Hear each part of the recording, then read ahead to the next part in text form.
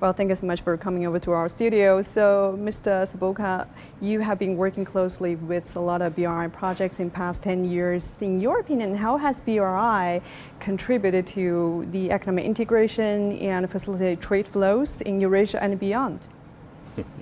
Thank you. 各位观众，大家好。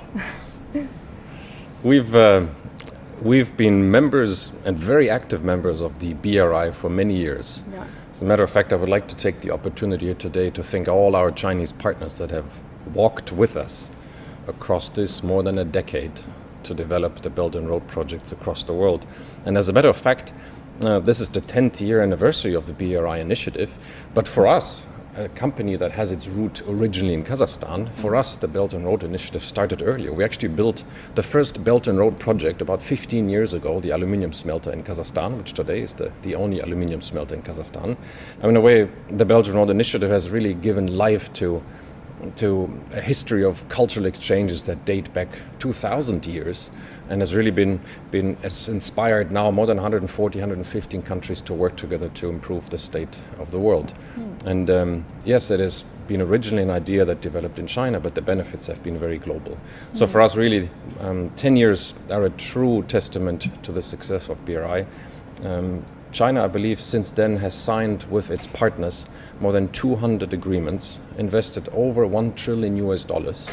And what people don't always appreciate is that the initial investment in a Belt and Road project typically triggers secondary and tertiary investments that are not directly associated with the initial investment. And we've seen this in the operation areas where we work in Central Asia, in Africa, in South America, where infrastructure has to be expanded to unlock resources. And as President Xi Jinping put it, building high quality, sustainable, risk resistant, reasonably priced, that's also important, and inclusive infrastructure to help countries fully utilize their resource endowments. And we've benefited from this over the last 10 and actually 15 years. Wow, it's a long time. And let's talk about the upcoming conference. What are your expectations for it to further accelerate the development of BRI? Well, first of all, for me personally, it is a wonderful opportunity to reconnect with my old friends from China, because I spent some time in university here, as you might know. I've written a book about China, so I have very, very close personal relationships in China and friendships that have developed over these last 2 decades. But of course, the conference itself, I remember when we started 10 years ago, it was an important conference, but today we're talking about 140 countries that are represented here, 30 to 40 international organizations. I mean, this is the week to be in China and not anywhere else. So this is very important for us. And of course, in terms of outcomes, we as a company, as Eurasian Resources Group, we will be signing several agreements here that are in execution, projects that are being actually developed and deployed today in Africa, in South America, in Central Asia. So we have a very strong interest in this conference itself. But of course, it will also help us. The conference will give guidance on how to coordinate policy across the world as the world becomes increasingly fragmented and supply chains become increasingly fragmented. We will hopefully see more investment promotion because projects that are targeted at infrastructure, and particularly sustainable infrastructure, they are long-term projects. They take time to develop, they take time to invest and construct. So you cannot, because the atmosphere or the mood or the environment may change, you do not stop. Because what you start, you have to continue for the next 10 to 15 years. That's the nature of the typical Belt and Road, green, sustainable projects. They have to be long-term. And that's why it's so important that the investment promotion is also a conversation about sustainability, transparency, environmental impact, and long-term sustainability of international cooperation in infrastructure development and technology. I'll talk about you're going to sign a few agreements, and that is quite a vote of confidence in the future of the development of BRI. However, the world today is also facing a lot of challenges, such as rising protectionism, the fractured trade system. How should BRI respond to all those new challenges in your opinion? For us, BRI has always been about partnerships. It has not been about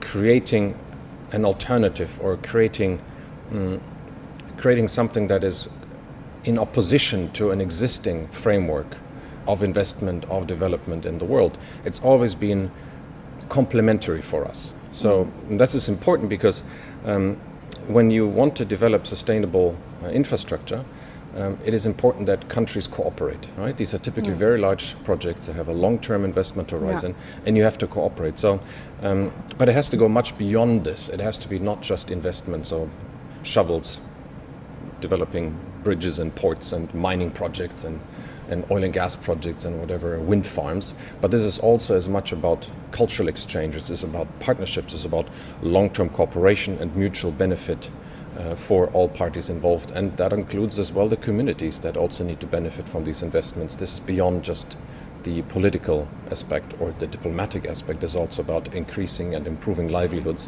which China has shown over the last 40 years since its opening up, has lifted more people out of poverty than any country in the history of the world. And that is something the world can learn from.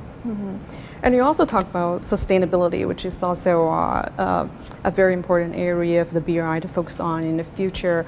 So how will your company to work with BRI project in promoting sustainability, and how do you plan to leverage BRI to meet these sustainability goals? For ERG as a very large mining company, we have over 85,000 people in 18 countries. Sustainability is at the core of what we do, because the nature of our business depends on the social license to operate in the countries where we work and invest. And that's very important to us. And of course, where the Belt and Road Initiative here comes in is it is beyond just enhancing physical infrastructure, promoting trade and investment. Sustainable development really is about global partnerships. We as ERG, we co-founded an organization in 2016, which is called the Global Battery Lines, as an initiative of the World Economic Forum in Davos. An organization like Global Battery Lines is now the largest organization, multi-stakeholder organization worldwide in the energy storage space, and we have a number of representatives from China, including CATL, CCCMC, China EV100, and a few others, that help us develop sustainable supply chains. Because what we see today as investments, and including the Belt and Road Initiative investments that go into sustainable supply chains such as wind farms, that's a renewable energy generation, will require tremendous amounts of critical raw materials that need to be produced in a sustainable way. And the Global Battery Lines has set itself the target to help expand the supply chain in a sustainable way. And we've initiated a tool called the Battery Passport, which was announced this year in Davos, which creates transparency around provenance, CO2 footprint, ESG scores, and recyclability of batteries, which we think is probably the biggest purchase order in the history of the mining industry, is the energy transition. And the Belt and Road Initiative, as it develops from originally a very strong focus on infrastructure into more sustainable long-term investments that help the green energy transition, will very much support this. And we're very happy to be part of this.